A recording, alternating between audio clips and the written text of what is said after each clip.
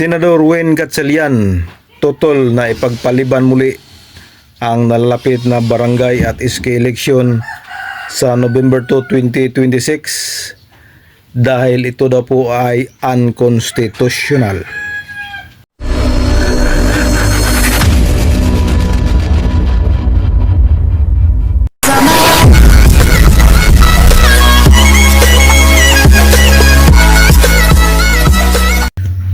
Hello, isang mapagpalang araw po sa ating lahat mga kapobre. Araw ng Martes at pitsa 21 na po ng Abril.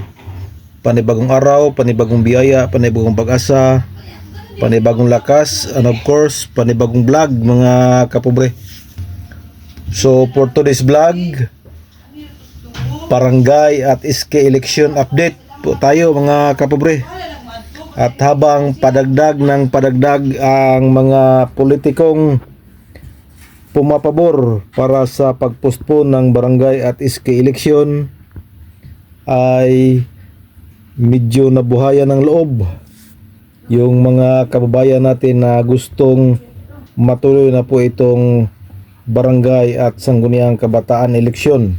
At isa na po ako dito na gustong matuloy itong barangay eleksyon dahil medyo dalawang beses na po itong na-postpone mga kapobre, at napakapangit naman po pag i-postpone uli ngayon. So pangatlong beses na, so parang hindi na tama yan mga kapobre. Kaya nabuhayan tayo ng loob mga kapobre kasi isang senador po ay tahasan pong sinabi hindi pa nakapagpasa ng panukalang batas para i-postpone itong nalalapit na barangay at SK election sa November 2, 2026 ay sinabi na ng isang senador na unconstitutional po ito. At yan po ay si Senador Win Gatchalian.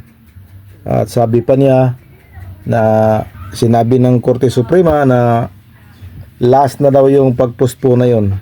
So ngayon ay panigurado hindi na papayag ang Korte Suprema at i-declare na unconstitutional ang anumang panukalang batas na ihahain pag-postpone sa barangay at SK election.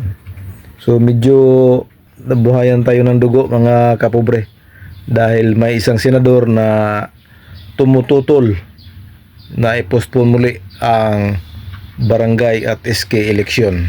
At sinabi pa ni Senador Win Gatchalian na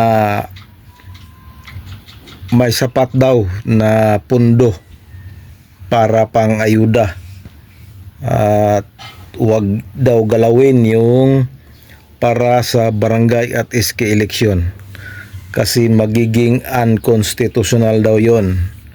So panoorin natin to mga kapobre. Interview ni Senador Win Gatchalian. Let's go. Ipagpaliban po yung barangay at sangguniang kabataan elections para daw po yung pondo ay magamit muna sa krisis. Alam ko may ganun din si Senator Amy Marcos, di ba, Ate Nympha? So kayo po bilang chairperson ng Committee on Finance ng Senado, ano pong masasabi nyo rito, sir? Akin, hindi ko na desisyon to dahil nagkaroon na ng desisyon ang Korte Suprema na hindi pwede basta-basta isuspende ang barangay elections. Kung matatandaan natin, itong pag-urong ng barangay election, pangatlo na ito eh. Opo. At itong pag-urong ngayon, this year, ang mekanismo dito ay ginawa ng 4 years ang barangay election, kaya siya naurong. Sinabi kasi ng Korte Suprema nung huling pagsuspindi natin, last na yan at hindi nyo na pwedeng isuspindi dahil gumagawa lang kayo ng kahit anong dahilan.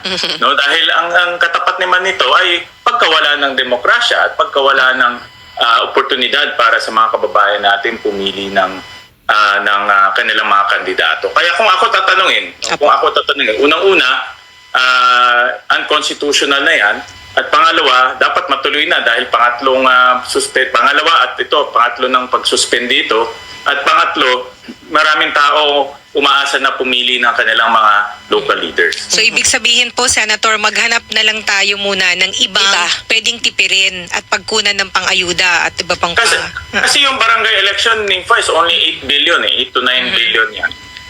Ngayon meron pa tayong 230 billion na pwedeng gastusin. So in other words, hindi naman kulang yung pera no, para paggastusan. Talagang nakalaan na yan para sa barangay election. So yun po ang interview ni Senador Win Gatchalian. At salamat naman at mayroon tayong kakampi. So muli, antabayan na natin yan. Sana hindi na i-postpone yan at ituloy na yan.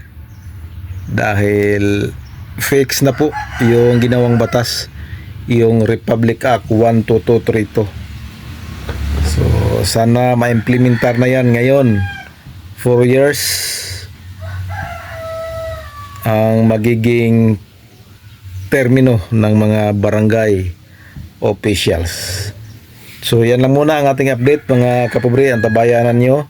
Para updated kayo sa ating mga update, please subscribe, like and share Cap John Official, or pwede nyo rin i-search Pobreng Mapalad Vlog. Bye bye and God bless.